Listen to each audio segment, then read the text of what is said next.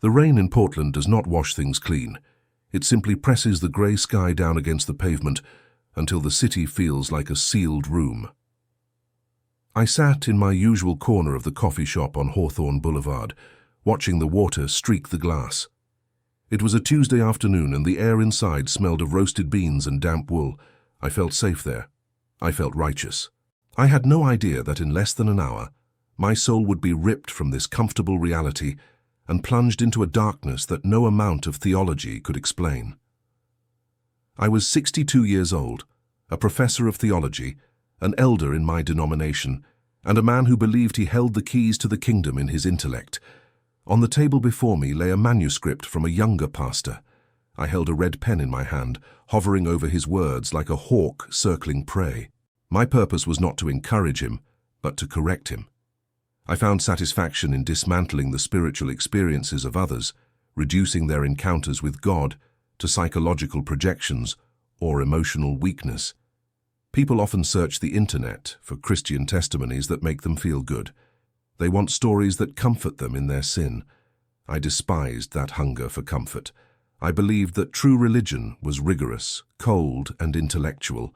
When I heard people speak about testimonies of hell or claim to have seen the afterlife, I rolled my eyes. I considered myself a guardian of the truth, standing against the flood of what I called hysterical evangelical testimonies. To me, impactful testimonies were not about tears or transformation, but about doctrinal precision. I remember reading a sentence where the young pastor described a feeling of warmth during prayer. I slashed a thick red line through it. I wrote a note in the margin telling him that feelings were deceptive and that he needed to focus on the text. I was so arrogant.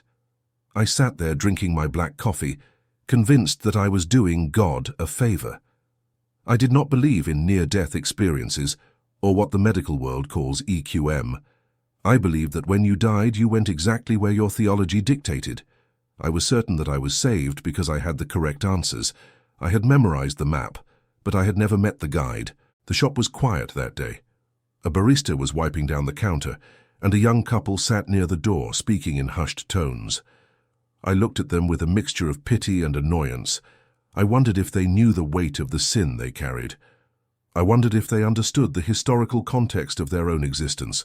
It never occurred to me to love them. I only knew how to analyze them. My heart was a fortress of doctrine, high-walled and impenetrable, keeping the world out and keeping my own pride safely locked inside. I turned the page of the manuscript, ready to find another error. That was when the sound began. It was not a noise from the coffee shop. It was a high-pitched frequency that seemed to originate from the base of my skull. It sounded like a violin string being tightened until it was about to snap. I rubbed my temple, annoyed by the distraction. I thought it was just the stress of dealing with incompetent students. I took a sip of water, trying to clear the pressure building behind my eyes. The pressure did not fade. It expanded. It felt as though someone had inserted a balloon inside my brain and was slowly inflating it. My vision blurred for a second, the red ink on the page smearing into a bloody streak. I blinked hard, trying to regain my focus. I was a man of the mind. I did not allow physical weakness to interrupt my work. I gripped the pen harder, forcing my hand to stay steady. I needed to finish this chapter. I needed to prove this young man wrong. Then the snap happened. It was silent to the room, but deafening to me. Something fundamental gave way deep inside the architecture of my brain. The coffee cup slipped from my fingers. I watched it fall in slow motion. The ceramic shattered against the hardwood floor, sending dark liquid splashing across my polished shoes. I tried to apologize to the barista, but my tongue felt like a block of lead in my mouth. No words came out. Only a wet, gurgling sound escaped my lips. Panic is a strange thing for a man who believes he is ready for death. I had preached countless sermons on the brevity of life. I had stood over open graves and spoken with authority about the transition into glory. But when the floor rushed up to meet my face, I did not think of glory. I thought of the manuscript.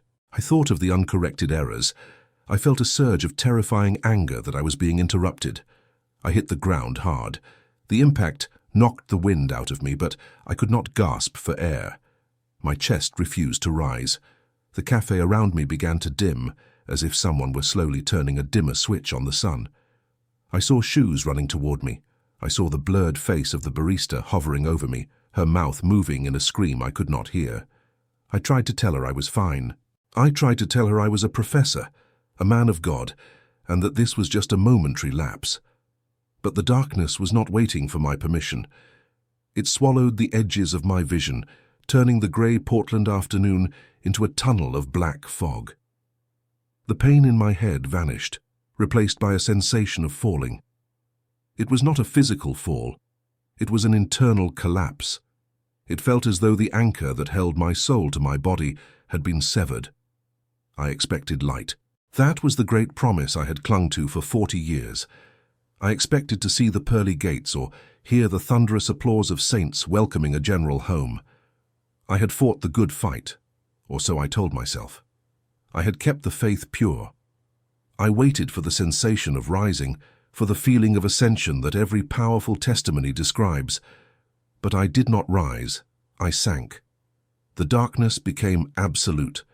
The sensation of the floor, the smell of coffee, the sound of the rain, it all evaporated.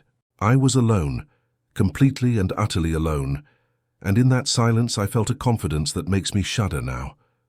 I thought this was the waiting room. I thought God was giving me a moment to compose myself before the ceremony began. I stood up in the darkness, brushing off invisible dust from my suit. I straightened my tie. I prepared my opening statement for the Almighty. I was ready to receive my reward. I was ready to be told that I was right and everyone else was wrong. I stood there in the void, a Pharisee in the dark, waiting for a crown that would never come. The black fog did not lift gently. It evaporated in an instant, replaced by a brightness so sharp it felt like a slap across the face. I blinked, shielding my eyes, waiting for the glare to soften into the warm golden glow I had read about in Scripture. But the light did not soften. It remained harsh, steady, and clinical, like the illumination of an operating theatre magnified 1,000 times. I lowered my hands and looked around. I was standing in a vast open space that stretched out in every direction. It resembled a cathedral, but one stripped of all ornamentation, colour, and life. There were no stained glass windows telling the stories of the saints. There were no wooden pews worn smooth by generations of worshippers. There was only marble, endless, polished, bone-white marble. The floor beneath my feet was a seamless expanse of white stone, so perfectly polished that I could see the reflection of the high, vaulted ceiling above me. Rows of colossal pillars marched into the distance, thick as redwoods, but carved from that same cold, white material. They supported a roof that disappeared into a white haze miles above my head. The architecture was magnificent in its scale, but terrifying in its sterility. It was perfect, it was symmetrical, it was mathematically precise.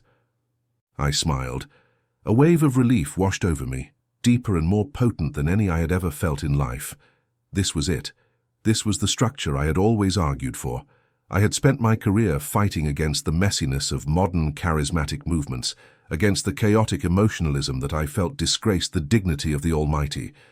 I had preached that God was a God of order, of reason, of intellectual purity. And here, standing in this grand, silent hall, I felt validated. I thought to myself that the sentimentalists and the tearful, repentant sinners must be somewhere else, perhaps in a nursery designed for their fragile understanding. But this place, this was for the mature. This was for the scholars. This was the inner sanctum where the heavy matters of eternity were discussed. I straightened my jacket, which was miraculously clean of the coffee stains, and began to walk. My footsteps struck the marble with a sharp, distinct report. The sound echoed through the vastness, bouncing off the distant pillars and returning to me with a clarity that was almost painful. Click, click, click. There was no other sound. No angelic choir, no distant trumpet, no hum of prayer. The silence was absolute. It was a vacuum of sound so profound that I could hear the friction of my clothes moving against my skin. I walked for what felt like miles, yet the scenery never changed. The pillars did not rush past. They seemed to stand in eternal judgment as I moved. I began to look for a reception, a desk, a throne, or even a simple podium. I expected to see the Apostle Paul, or perhaps one of the great reformers approaching to welcome me into the fold of the intellect. I had so many questions prepared. I wanted to discuss the intricacies of predestination and the errors of the early church fathers. But nobody came. The initial satisfaction I felt began to sour into impatience. I was a man of importance. I was an elder. I was a professor who had molded the minds of hundreds of pastors. It seemed disrespectful that I was left wandering this empty hall without guidance. I checked my wrist for a watch that was no longer there. The concept of time began to feel slippery. Had I been walking for minutes, hours? The light never flickered. The shadows never moved because the light seemed to come from everywhere at once, casting no shade. I stopped walking. The echo of my footsteps died away instantly, swallowed by the unnatural acoustics of the room. I stood still, waiting. I cleared my throat. "Hello?" I said. My voice sounded thin and weak, stripped of the authority I usually commanded in the lecture hall. The word hung in the air for a second before vanishing. There was no echo this time. It was as if the air itself absorbed the sound, refusing to let it travel. "I am Arthur Vance," I said, louder this time, projecting from my diaphragm as I had done for 40 years. "I have finished the race. I have kept the faith." Nothing happened. The white pillars stood silent. The white floor gleamed coldly. The white haze above remained impenetrable. A seed of unease planted itself in my gut. This did not feel like a welcome. It felt like a quarantine. I looked closely at the pillar nearest to me. I reached out to touch it, expecting the cool, solid feel of stone. My fingers grazed the surface, and I recoiled. It was not cold. It was not warm. It was room temperature, exactly the same as the air, exactly the same as my skin. It felt like dead plastic mimicking stone. It felt artificial. I pulled my hand back, wiping it on my trousers. The atmosphere in the room shifted. The silence, which I had initially interpreted as reverence, began to feel heavy. It pressed against my eardrums like water at the bottom of a deep pool. It was a pressurized silence, a silence that demanded to be filled but refused to carry sound. I started to notice the smell, or rather the absence of it. There was no scent of incense, no smell of lilies, no crispness of mountain air. It smelled like ionized air, like the back of an old television set, like static electricity and ozone. It was the smell of a machine, not a kingdom. "Is anyone there?" I shouted. "I demand to see the representative in charge." My anger was a defense mechanism, a shield against the rising tide of fear. I turned in a circle, scanning the horizon of pillars. Everything looked exactly the same. There was no north, no south, no exit, no entrance. I was a microscopic speck in a universe of white nothingness. Then I heard it. A low, vibrating hum. It was barely audible, right at the edge of perception. It sounded like a fluorescent bulb, buzzing in an empty room, but it was coming from inside the walls, from inside the floor. It was a drone of indifference. It was the sound of a system that did not care if I existed or not. My heart began to hammer against my ribs. This was not the reward. This was not the heavenly city. In the heavenly city there is fellowship.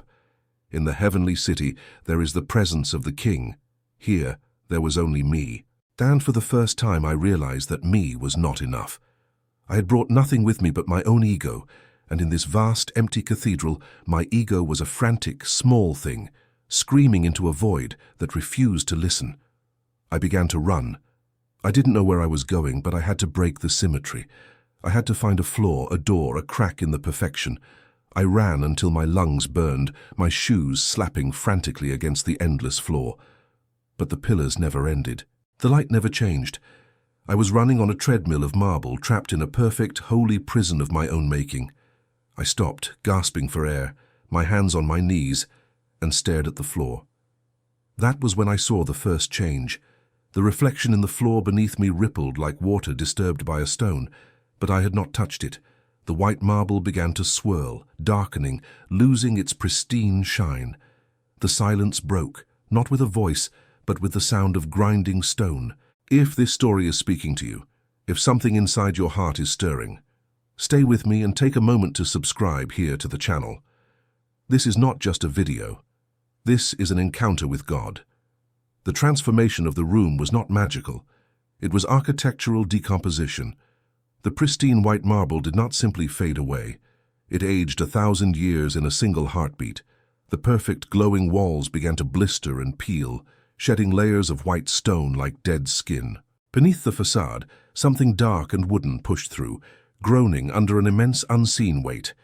The pillars, once smooth and round, squared off and sprouted jagged edges, morphing into towering shelves that shot upward into the gloom. The sterile smell of ozone vanished, replaced instantly by the suffocating stench of wet rot, mildew, and ancient dust. It smelled like a basement that had been sealed shut for centuries after a flood. The air grew thick, choked with particulate matter that coated the back of my throat. I coughed, covering my mouth, as the world around me settled into its new form. I was no longer in a cathedral. I was standing in the aisle of a library that defied logic. The shelves were monstrously high, disappearing into a ceiling obscured by grey fog. They stretched endlessly to my left and right, creating a canyon of books. But these were not the beautiful, leather-bound volumes of a scholar's study. These books were grey. They were bound in a material that looked disturbingly like dried grey clay or perhaps coarse dead fabric. There were no titles on the spines. There were no numbers, no Dewey Decimal System, no order that I could perceive. My heart raced, but my mind, ever the analyst, tried to categorize the situation. I told myself that this was the repository of knowledge. Perhaps I had been granted access to the archives of heaven. Perhaps this was where the mysteries of the universe were stored, waiting for a mind sharp enough to comprehend them. I wiped my hands on my suit, which now felt damp and heavy, and approached the nearest shelf. I reached for a volume at eye level. It was heavy, far heavier than paper and ink should be. The cover was cold and rough to the touch. I pulled it from the shelf, and a cloud of grey dust puffed out, stinging my eyes. I held the book in my trembling hands and opened it. I expected to see angelic script. I expected to see the history of creation or the secrets of the prophets. Instead, I saw my own handwriting. But it was not a manuscript. It was a transcript. The date at the top of the page was from 15 years ago. I recognized the date immediately. It was the day my daughter came to me, weeping, telling me she felt distant from God. I remembered the moment clearly. I remembered sitting in my armchair, feeling superior to her emotion. I remembered opening my Bible and lecturing her on the sovereignty of God, dismantling her feelings with cold, hard logic, until she stopped crying and simply sat there, silent and defeated. I read the words on the page. Emotions are the enemy of truth, Sarah. If you rely on how you feel, you are an idolater of self. Your tears are not a sign of repentance, they are a sign of weakness. The words were written in black, but beneath them, in a jagged, bleeding red script, was a commentary. But it was not my commentary. It was the truth of what I had actually done. He broke the bruised reed, he quenched the smoking flax. He offered a stone when she asked for bread. I slammed the book shut. My breath came in short, shallow gasps. I shoved the volume back onto the shelf as if it burned me. I grabbed another one, desperate to find something else, something that proved my righteousness. I opened a second book. This one was a record of a faculty meeting where I had humiliated a colleague for his interpretation of the Greek text. I had destroyed his reputation publicly, smiling as I did it, calling it a defense of the faith. The transcript was perfect. Every cutting remark, every sarcastic inflection was captured. And again the red commentary beneath the text. He loved the glory of men more than the glory of God. He used the truth as a sword to murder his brother. I dropped the book. It hit the floor with a wet thud, like a slab of meat. I backed away, my eyes darting frantically across the millions of volumes surrounding me. They were all me. This entire library, this infinite canyon of grey rot, was a monument to my own mouth. Every sermon I had preached to impress, every prayer I had prayed to be heard, every theological debate I had won while losing my soul, it was all here. "No!" I shouted, my voice cracking. "This is a mistake." I defended the word. I fought for the truth. I needed a defense. I needed the ultimate weapon. I needed the Bible. I scanned the shelves frantically. Amidst the endless grey spines, I saw one that looked different. It was tucked high up on a shelf, glowing with a faint, dim light. It looked like my personal Bible, the one I had carried for 20 years. The leather was black and familiar. The edges were gilded with gold. "The Word," I whispered. "The Word will stand."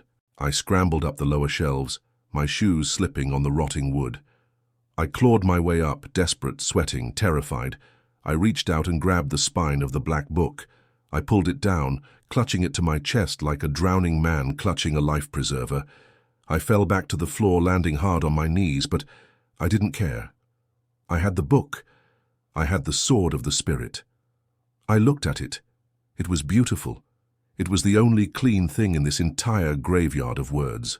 I prepared to open it, to read a psalm, to command this darkness to flee in the name of the text I had memorized. I placed my hand on the cover.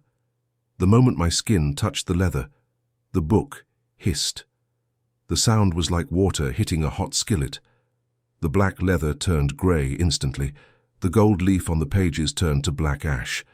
I watched in horror as the book I had idolized, the physical object I had worshipped above the God it revealed, began to disintegrate. It crumbled in my hands. It turned into dry grey sand. I tried to hold it together, cupping my hands, desperately trying to keep the pages from slipping through my fingers. But the more I squeezed, the faster it turned to dust.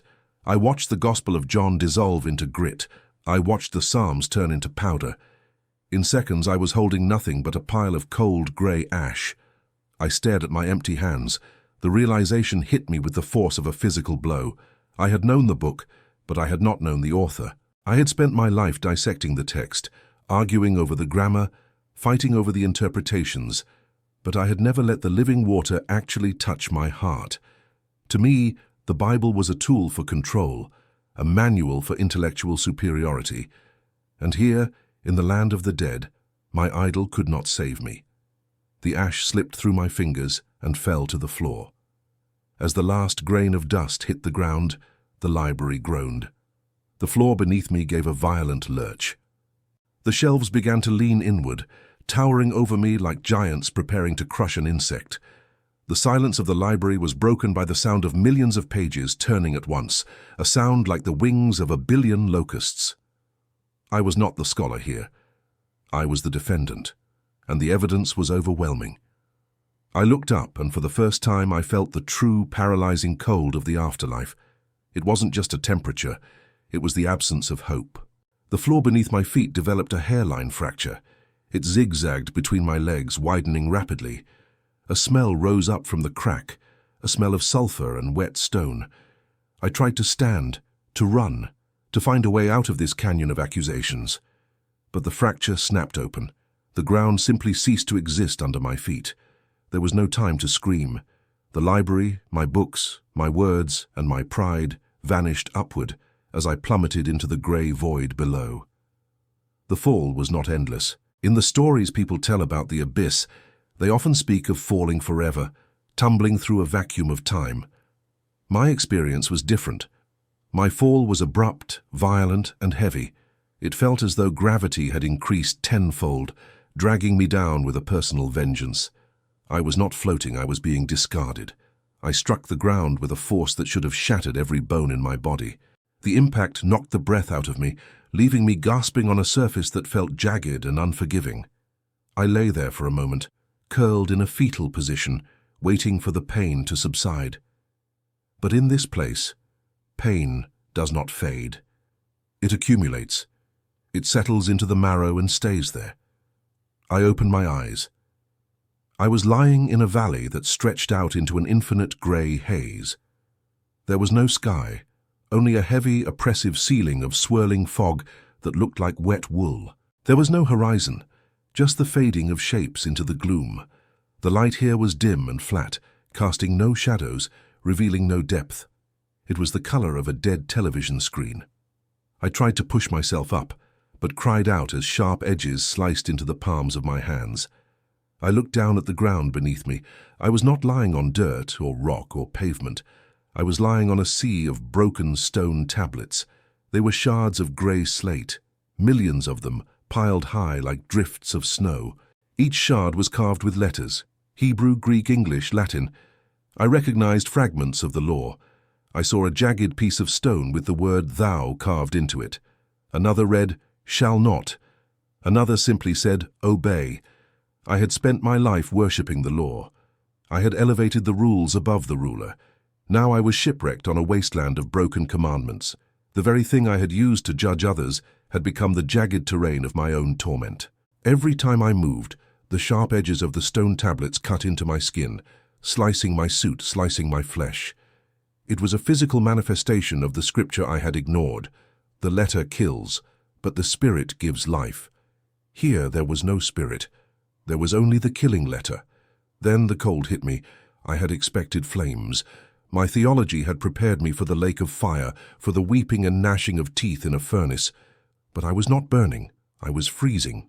The temperature in the valley dropped with terrifying speed. It was not the cold of a winter storm in Portland. It was an unnatural, metaphysical cold. It felt like absolute zero. It bit through my clothes instantly, turning my skin numb, then burning. It was a cold that felt like fire. It seared my nerves. My teeth began to chatter so violently I thought they would crack.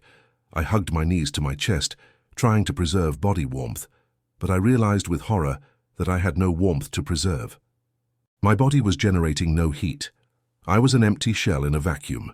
The air smelled of wet ash and sulfur, but it was a cold, metallic sulfur, like the smell of a freezer that has broken down and filled with rot. I gasped for air, and the breath froze in my lungs. It felt like inhaling powdered glass. "God!" I screamed. "God, it's cold! It's so cold!" My voice did not carry. The grey fog swallowed it instantly. I realized then why it was cold. The revelation was not intellectual. It was visceral. God is a consuming fire. God is light. God is warmth. Hell is not just a place of punishment, it is a place of total separation. I was cold because I was further away from God than I had ever been in my existence. I had built a life of cold, hard facts. I had built a heart of ice, impervious to the warmth of compassion. Now my environment matched my soul. I tried to stand up. I couldn't stay on the ground. The broken tablets were slicing into my legs. I scrambled to my feet, slipping and sliding on the shifting piles of slate. The sound of the stones clinking together was like the sound of dry bones rattling. I looked around the valley. To my left, huge mounds of grey debris rose up like mountains. To my right, a flat plain of sharp stones disappeared into the fog. I saw movement in the distance, shadows, shapes that looked human but moved with a stiff, jerky rhythm. I was not alone. I began to walk, my feet crunching loudly on the debris. The pain in my soles was excruciating, even through my shoes. With every step I felt the judgment of the stone. You failed. Crunch. You judged. Crunch. You are a hypocrite. Crunch. I wrapped my arms around myself, shivering violently. The cold was doing something to my mind. It was slowing my thoughts, stripping away the complex theological arguments I used to comfort myself. In the library, I still had my pride. Here in the grey void, I had nothing but the sensation of freezing to death over and over again, without the mercy of actually dying. I saw a figure sitting on a large boulder about 50 yards away. I stumbled toward him, desperate for contact, desperate for anyone who could tell me where we were. "Help me!" I called out. "Please, I don't belong here." The figure didn't move. As I got closer, I saw that he was wearing tattered robes that looked like vestments. He was sitting with his head in his hands. "Brother," I said, reaching out to touch his shoulder. "Brother, do you know the way out?" He looked up. His face was blue with cold. Frost coated his eyelashes and his beard, but it was his eyes that stopped me cold. They were completely hopeless. There was no light in them, no spark of life. They were dull, grey orbs that mirrored the sky above. He opened his mouth to speak, but no sound came out. His jaw moved, his throat worked, but there was silence. I looked closer. His lips were cracked and bleeding, but it wasn't just injury. There were faint grey threads stitching his mouth shut. Not literal thread, but stone filaments growing out of his skin, fusing his lips together. He tore at them, ripping the skin, trying to speak, trying to scream, but the stone held fast. He pointed a shaking finger at me. Then he pointed at the ground. I looked down. At his feet lay a broken tablet. It read, "Judge not that ye be not judged." He had been a judge of men. Now he was silenced by the very law he had wielded. I backed away, terror gripping my throat. I touched my own mouth. My lips felt stiff. My skin felt tight. Was it the cold? Or was the stone beginning to grow on me too? I had used my mouth to silence others. I had used my voice to crush the weak. I turned and ran. I ran blindly across the sea of broken commandments, slipping, falling, cutting my hands, scrambling up again. The cold wind howled through the valley now, carrying with it the whispers of the damned. But they weren't screaming in agony. They were whispering my own lectures. "Theology is a science," the wind whispered. "Mercy is for the weak." I covered my ears, but the cold seeped through my fingers. I was running into the heart of the void, and the void was cold, hard, and utterly indifferent to my credentials. The floor did not just give way, it mutated. The polished stone tiles that had supported me moments ago dissolved into a thick black sludge. It happened instantly, like a chemical reaction triggered by the exposure of my soul in the mirror. I sank to my knees, then to my waist. The substance was not water. It was not mud. It was something far more malicious. It felt like warm, melted rubber, heavy and adhesive. It clung to my skin with a possessive grip. I tried to pull my right leg free, thrashing against the viscosity, but the effort was futile. It was like trying to run in a nightmare, where the air turns to concrete. Every movement I made only caused me to sink deeper. The sludge wrapped around my chest, compressing my ribs. It was heavy. It was impossibly heavy. I looked down at the black mass churning around me. In the dim light, I saw shapes forming in the tar. They weren't faces, they were objects. I saw the outline of a smartphone. I saw the curve of a whiskey bottle I used to hide in the garage. I saw the shape of a hotel room key. Understanding crashed into me with the weight of a mountain. This wasn't just a physical trap. This was my sin. I was physically wading through the accumulated filth of my double life. The secret addictions I had laughed off as struggles, the little lies I told to protect my image, the arrogance I wore like a crown. It had all liquefied into this suffocating ocean. I was drowning in my own history. It is heavy, is it not? The voice of the bureaucrat echoed from somewhere above me. I looked up, craning my neck against the pull of the tar. He was standing on a ledge that hadn't been there before, looking down at me like a scientist observing a specimen in a jar. "You carried this weight every Sunday," the demon continued, his voice amplified by the acoustics of the pit. "You walked up to the pulpit dragging this behind you. You thought because the humans couldn't see it, it wasn't there. But gravity works differently here, Marcus. Here sin has mass." I tried to scream at him, but the tar was rising. It touched my chin. It smelled of old copper and rotting meat. It was the smell of spiritual decay. Then the heat began. It didn't start as a fire. In all the testimonies of hell I had ridiculed or copied, it was always flames and lava. This was different. This was worse. The heat started inside my stomach. It felt like I had swallowed a handful of hot coals.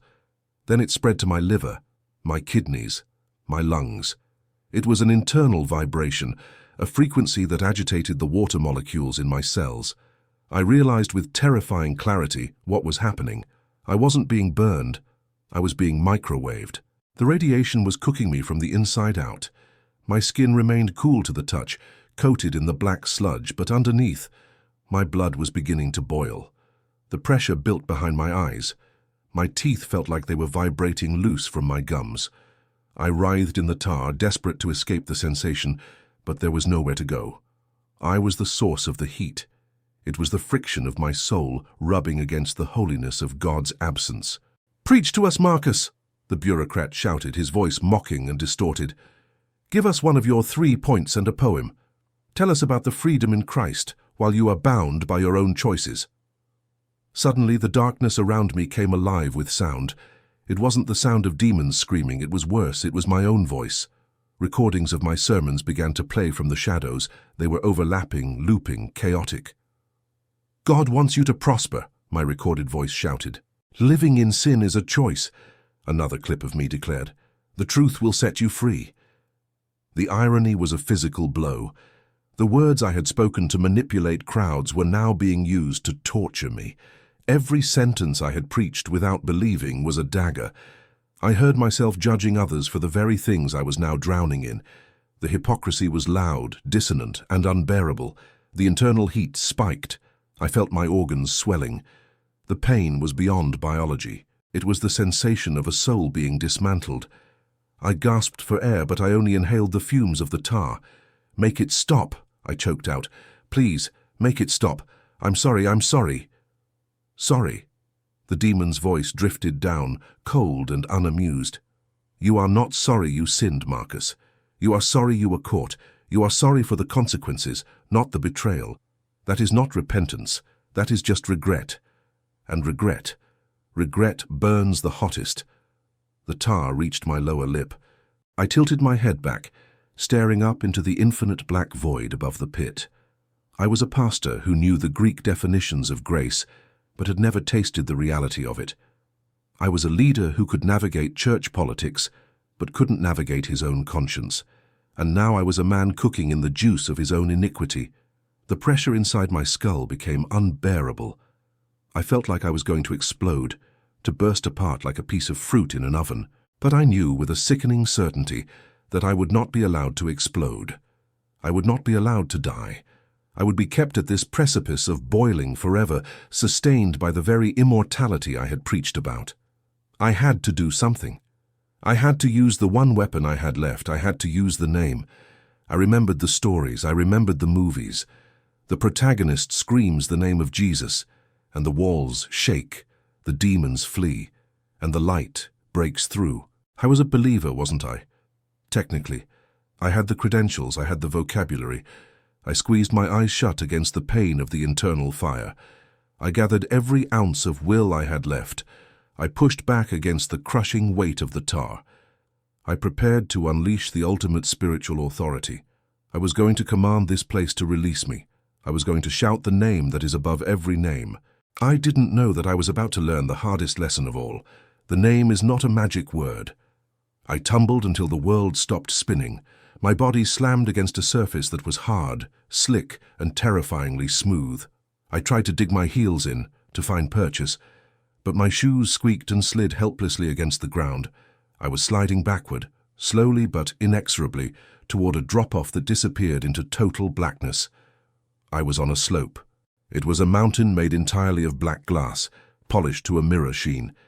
The angle was steep, impossibly steep.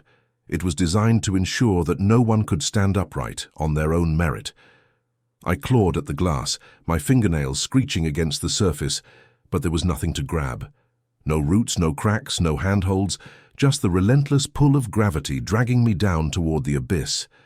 Panic, raw and electric, surged through my limbs. I was sliding faster now. The wind rushed past my ears, whispering of the fall to come. Then my foot struck something solid. I stopped with a jolt that rattled my teeth. I turned my head, gasping for breath, to see what had saved me. It was a boulder, but it was not a natural rock. It was a rough, misshapen lump of iron and stone, glowing with a dull, internal red heat. It sat there on the glass slope, immovable, defying the physics that sent me sliding. I realized with a sinking dread that this was not my salvation. It was my task. A voice did not speak to me, but the knowledge was inserted into my mind with the violence of a hypodermic needle. Carry it. I knew, without being told, that if I let go of this boulder, I would slide into the darkness. To stay on the mountain, to have any hope of climbing out of this pit, I had to lift this weight. I scrambled around the boulder, positioning myself below it. The heat radiating from it was intense. It smelled of forge fire and sulfur. I placed my shoulder against the rough surface. The heat seared through my suit jacket instantly, blistering the skin beneath. I cried out, a guttural sound of pain, but I pushed. I can do this, I gritted out. I am strong. I have borne the heat of the day. I heaved with everything I had. My muscles screamed. The tendons in my neck strained until they felt like steel cables about to snap. The boulder moved. It ground against the glass. inching upward. I took a step, then another. My feet found purchase only because the immense weight of the rock pressed me down so hard against the glass that friction became possible. The burden was the only thing keeping me from falling, yet the burden was killing me. I began the climb. Every step was an agony I cannot describe. It was not just physical weight, it was spiritual mass. As I pushed, images flashed in my mind. I saw the faces of the people I had burdened in life. I saw the single mother I had lectured about tithing when she couldn't afford bread. I saw the young man I had expelled from the seminary for struggling with doubt. I saw my own daughter, crushed under the expectations of being an elder's child. I had placed heavy loads on their shoulders. I had tied up heavy burdens and laid them on men's backs, but I myself had not moved them with one of my fingers. Now I was carrying it all. I did it for their own good, I shouted at the black glass.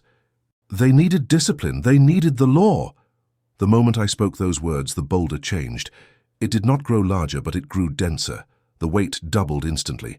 My knees buckled, smashing against the hard slope. The heat flared up, turning from a dull red to a bright, angry orange. The smell of scorching fabric filled my nose. "Why?" I screamed. "I am quoting the truth. The law is holy." The boulder pressed me down until my face was smashed against the glass. I could see my own reflection. Sweaty, terrified, distorted. I tried to use my theology as a lever. I tried to use my knowledge as strength. "Romans 7, I gasped, trying to push back up. "The law is holy, and the commandment holy, and just, and good." The boulder grew heavier still. It felt as though a planet had been placed on my back. My spine creaked. I felt vertebrae slipping. The pain was blinding, white-hot and encompassing. I didn't understand. I was using the scripture. I was using the very words of God. Why was it crushing me? Then a thought cut through the pain, sharp and clear. The letter kills. I was trying to use the Bible as a defense, just as I had done in life. But here, without the spirit of love, the Bible was just a rock. It was just a heavy, crushing set of demands that no human could fulfill. I was trying to climb into heaven by my own strength, carrying the weight of my own righteousness, and it was crushing the life out of me. I slipped. The boulder slid back a few inches, grinding my shoulder into the glass. I sobbed. It was a sound of total defeat. I couldn't move it. I couldn't lift it. I was 62 years old, a doctor of divinity, and I was being flattened by the very standards I had imposed on everyone else. I looked up the slope. It went on forever. Miles of black glass rising into the grey fog. There was no way I could carry this to the top. It was mathematically impossible. It was physically impossible. "I can't," I whispered. "I can't do it." For a second, the weight seemed to stabilize. It didn't get lighter, but it stopped getting heavier. But my pride was not dead yet. My old instinct kicked in. The instinct to be right. The instinct to prove that I was one of the elect. "No," I growled, forcing my legs to straighten. "I'm not like the others. I have kept the statutes. I have walked in the way." I pushed with a burst of adrenaline born of arrogance. "I am Arthur Vance. I am a teacher of the law." The reaction was catastrophic. The boulder flared white-hot. It didn't just burn. It incinerated the fabric of my coat and seared into my flesh. The weight increased exponentially. It was no longer a rock. It was a mountain. My legs snapped. I fell flat on my stomach, limbs splayed out on the slick glass. The boulder rolled onto my back, pinning me completely. I couldn't breathe. I couldn't move. I was an insect pinned under a thumb. The heat began to cook my internal organs. I could feel my ribs cracking under the pressure, one by one. I tried to recite a psalm. I tried to recite a creed. But I couldn't breathe in enough air to speak. I could only wheeze. I lay there, crushed by the law, pinned to a mountain of ice-cold glass by a rock of white-hot judgment. I stared into the black reflection beneath me. I saw my eyes bulging. I saw the veins in my neck popping. And I realized the truth. This rock was my righteousness. This rock was my works. This rock was every good thing I thought I had done, and it was too heavy. It was far, far too heavy for any man to carry. I had spent my life telling people to carry their crosses, but I had never understood what the cross actually meant. I thought it was a metaphor for duty. I didn't realize that the cross was the only place where this weight could be taken away. But there was no cross here. There was only the mountain of effort. And I had failed. "Help!" I wheezed, the word barely escaping my lips. The boulder did not move, but the glass beneath my face began to change. The solid mirror-like surface softened. It turned into a thick, viscous liquid. The black glass became a black pool. I was not climbing anymore, I was sinking. The weight of the boulder pushed me down into the mountain itself. I was being pressed through the surface, down into the dark, liquid heart of the place. The heat of the rock followed me, burning my back while the cold slime of the pit swallowed my face. I closed my eyes and let the darkness take me. I had nowhere else to go. The crushing pressure of the burning rock vanished the moment I passed through the surface of the black glass. I did not break through into a cave or a room. I simply ceased to be crushed and began to float. The transition was jarring. One moment, I was being incinerated by the weight of my own self-righteousness. The next, I was suspended in a void of absolute, terrifying stillness. I was immersed in a liquid that felt thicker than water, but thinner than mud. It was cold, viscous, and smelled of stale, stagnant air, the scent of a room that has not been opened for 1,000 years. I kicked my legs, my instincts screaming at me to find the surface. My lungs burned for air. I clawed at the black fluid, swimming upward through the dark. I broke the surface with a gasp that tore at my throat. I flailed, treading the heavy liquid, wiping the black slime from my eyes. I was in a cavern. The ceiling was low, pressing down on me like the lid of a coffin. The walls were made of dark, polished stone that seemed to absorb the faint ambient light. There was no source of illumination, yet I could see clearly. The light seemed to come from the water itself, a sickly phosphorescent glow that illuminated nothing but the surface of the pool and the terror on my face. It was quiet here. It was the quiet of a tomb. There were no demons whispering my lectures. There were no crushing rocks. There were no freezing winds. There was only the sound of my own breathing, ragged and wet, echoing off the stone walls. I swam toward the edge of the pool, where a narrow ledge of black rock offered a place to rest. I hauled myself out of the liquid, my suit heavy and dripping with the black slime. I lay on the cold stone, shivering, coughing up the bitter fluid. I wiped my face, trying to clean myself, but the slime smeared, staining my skin. I sat up, hugging my knees. I was exhausted. My spirit felt battered, bruised, and utterly defeated. I had been stripped of my library, my voice, and my strength. I had nothing left to defend myself with. I was just a man, a naked soul shivering in the dark. I looked down at the pool from which I had just emerged. The surface of the black liquid settled instantly. It became perfectly flat, perfectly reflective. It was a mirror, flawless and dark, spanning the entire floor of the cavern. I leaned forward, expecting to see my own face. I expected to see Arthur Vance, disheveled perhaps and terrified, but still me, still the professor, still the elder, still the man who commanded respect. I looked into the black glass.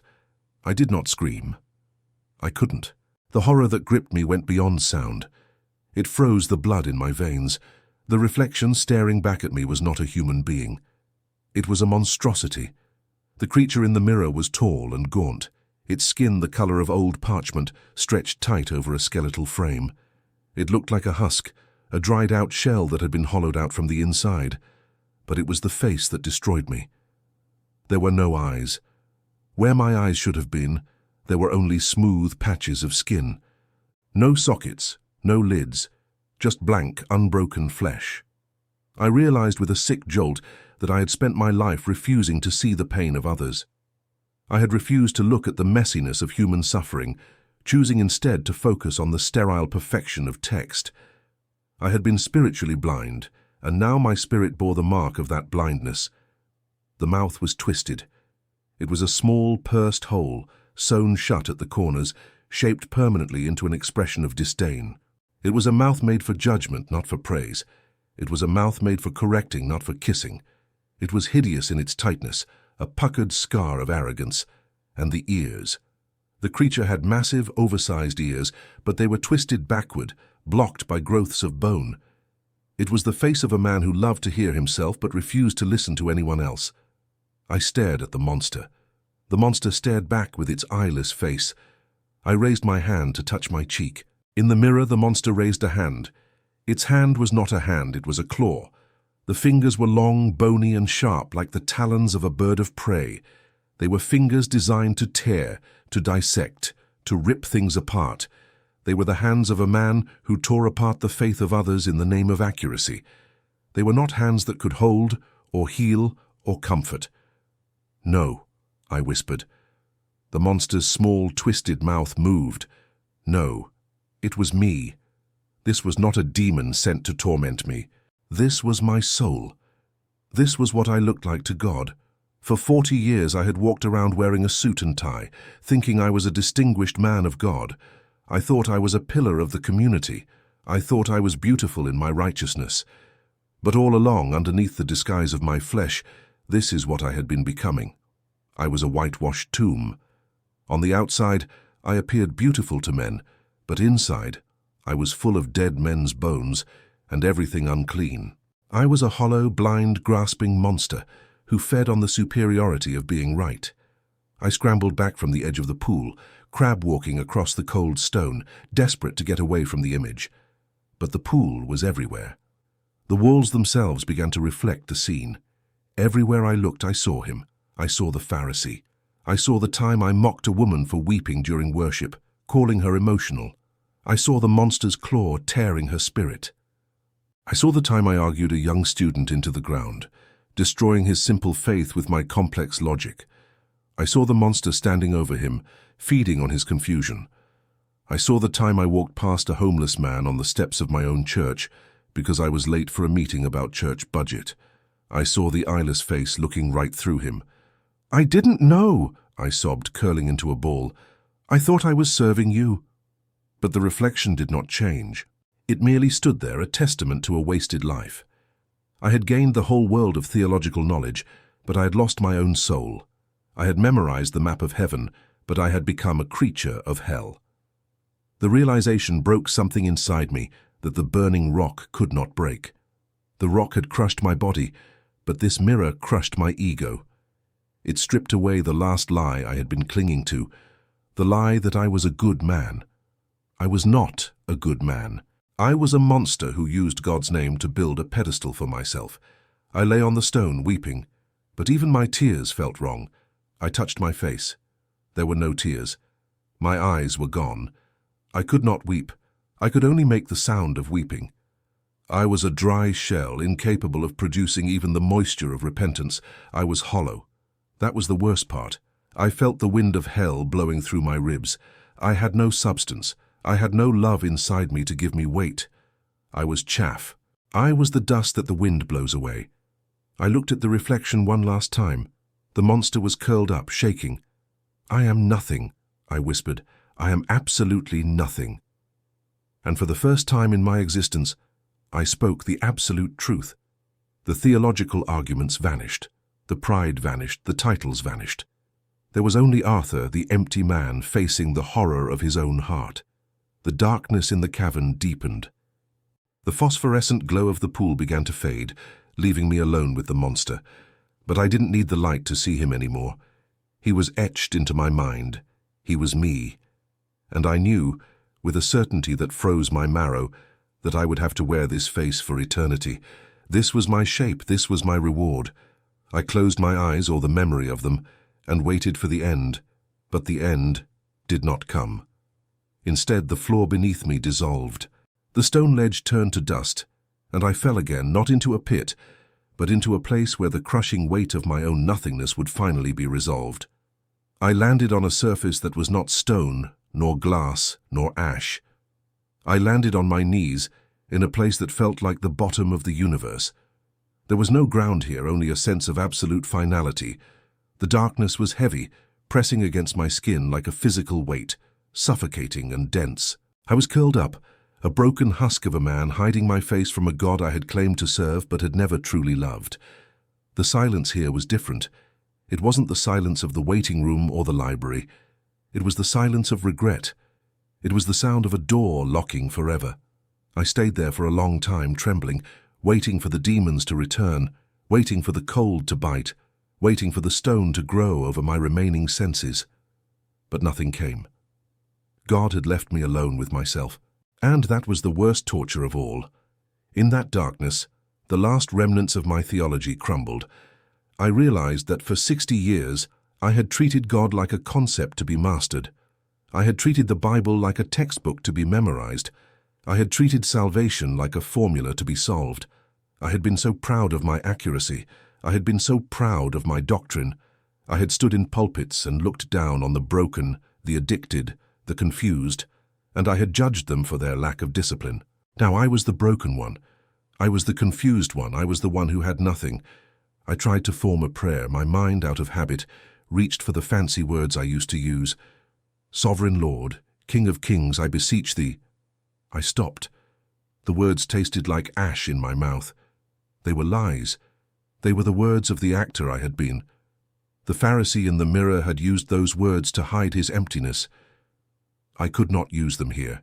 I could not perform any more. There was no audience. There was no congregation to impress. There was just the naked reality of my sin. I pressed my face into the darkness. I let go of the professor. I let go of the elder. I let go of Arthur Vance, the man of respect. I am sorry, I whispered. My voice was small, cracking under the weight of the confession. It wasn't the sorrow of getting caught. It wasn't the sorrow of being punished. It was the sorrow of a man who realizes he has broken the heart of the one who loved him. I missed it, I wept. I missed the whole point. You wanted my heart and I gave you my brain. You wanted my love and I gave you my rules. I am sorry, God. I am so sorry. I didn't ask to be saved. I didn't ask to go to heaven. I knew I didn't belong there. Heaven is a place of love and I had no love in me. I just wanted to tell him that I knew I was wrong. I wanted to admit for the first time in my existence that I was not the judge, I was the criminal. I don't know you, I sobbed, my body shaking with the force of the realization. I wrote books about you, but I don't know you. Please, if there is any mercy left in the universe, introduce yourself to me, not as a judge, but as a father. It was the first honest prayer I had ever prayed. It didn't have a single theological term in it. It was raw, it was bloody, it was real, and because it was real, the darkness heard it. High above me in the infinite black void, a pinpoint of light appeared. It was not white, it was not golden, it was red, deep, vibrant, living red. It looked like a wound opening in the fabric of the night. I lifted my head, watching it. The red light grew brighter, pulsing with a rhythm that matched the beating of a heart. It was not an angry red. It was the color of sacrifice. It was the color of the wine I had drunk at communion 1,000 times without thinking. It was the color of the blood I had preached about, but never felt applied to my own soul. A single drop detached itself from the light. I watched it fall. It descended through the miles of darkness, glowing like a burning ember. It illuminated the void as it fell, casting long shadows against the nothingness. It was coming straight for me. I did not flinch. I did not try to hide. I wanted it. I needed it. The drop struck me right in the center of my chest, exactly where my heart had stopped beating in the coffee shop. The sensation was instantaneous. It was not cold like the valley.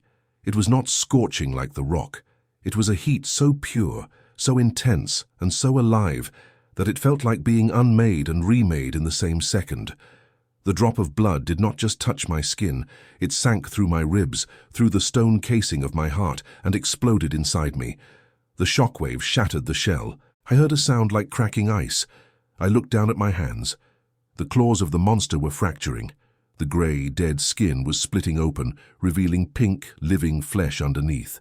The heavy, suffocating weight that had been on my shoulders for decades evaporated in a cloud of steam. I reached up to my face. The stone that had sealed my eyes fell away in jagged pieces. The silence that had filled my ears was broken by a sound I had never heard before. It was the sound of a choir, but they weren't singing hymns. They were singing my name. Not Arthur the Professor, but just Arthur. Tears, real, hot, wet tears, burst from my eyes.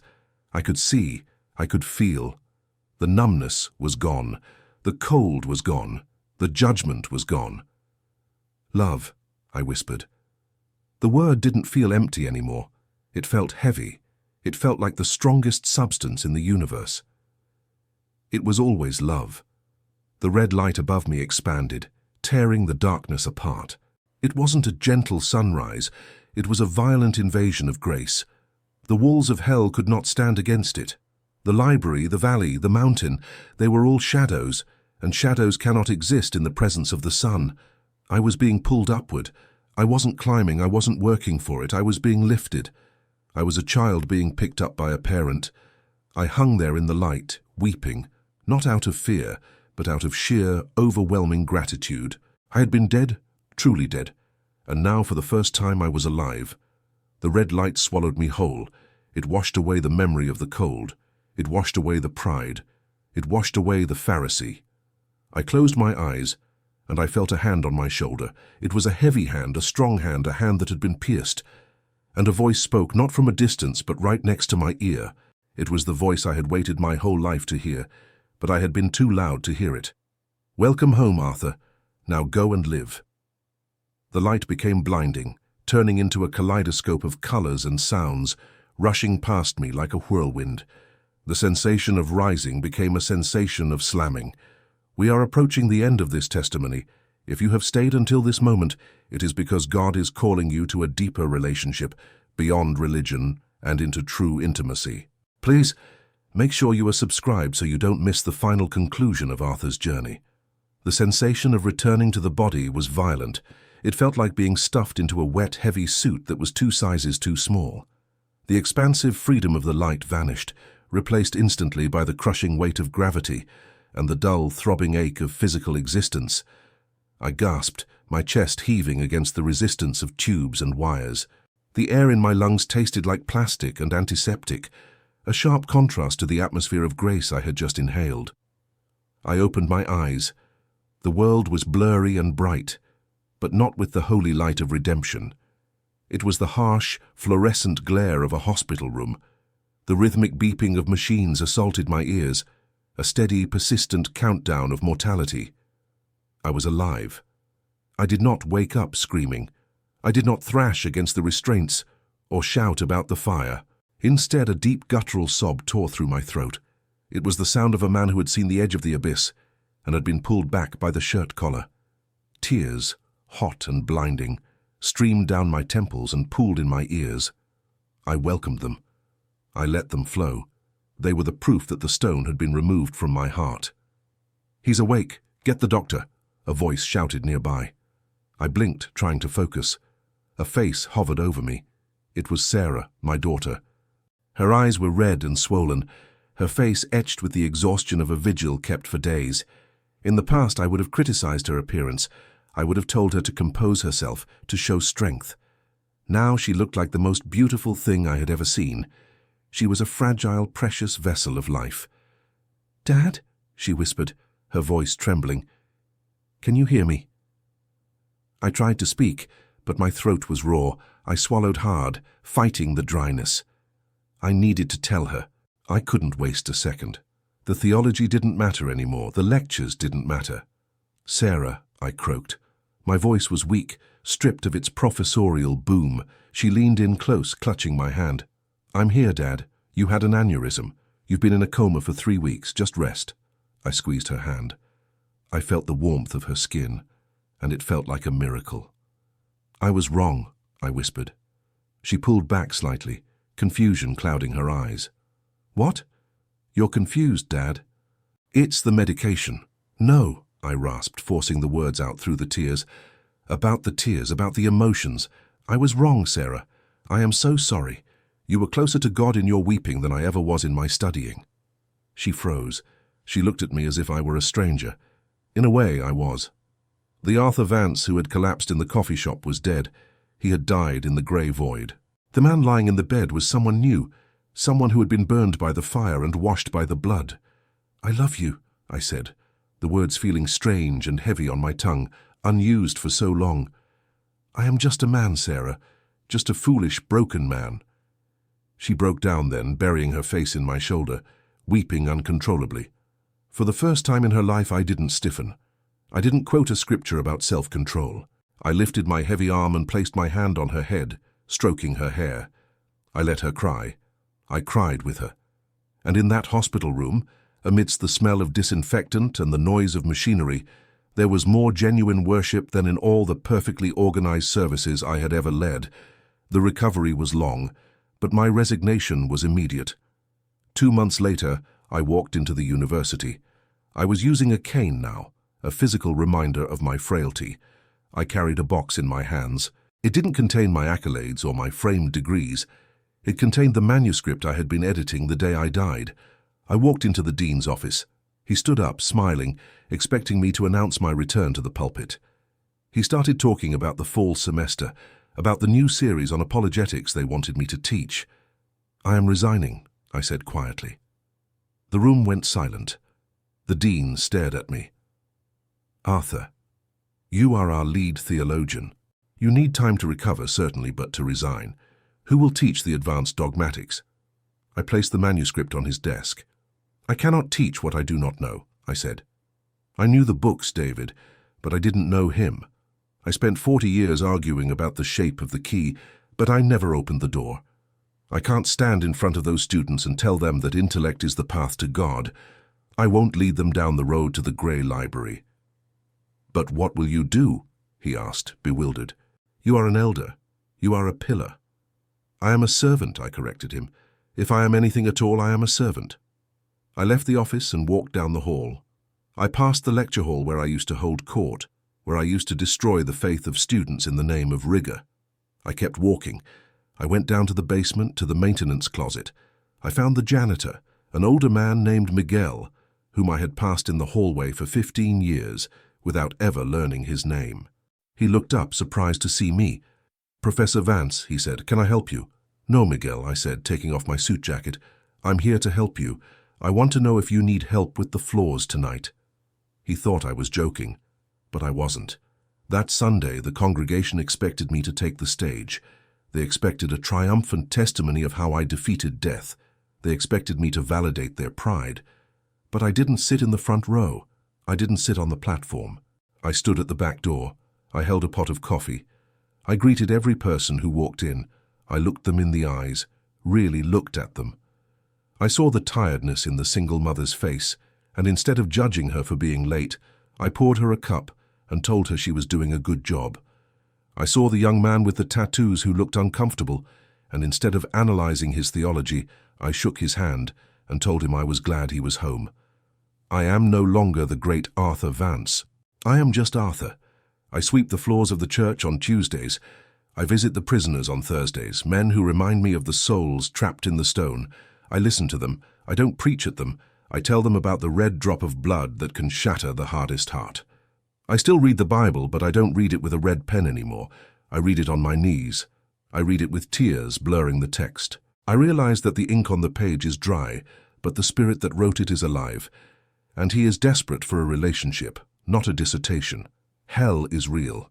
I know because I carried the weight of my own righteousness there. It is a cold, lonely place where you are left with nothing but your own ego. But heaven is not a reward for the smart. It is a gift for the broken. I was a man who thought I was saved because I was right. I found out I was lost because I was proud. Do not make my mistake. Do not build a fortress of doctrine and lock Jesus out. Tear down the walls, burn the manuscripts of your own pride. Look in the mirror. If you see a Pharisee, fall on your knees before it is too late. The drop of blood is waiting. The hand is reaching. But you have to let go of the rock you are carrying. I am Arthur, a sinner saved by grace. And for the first time in my life, that is enough.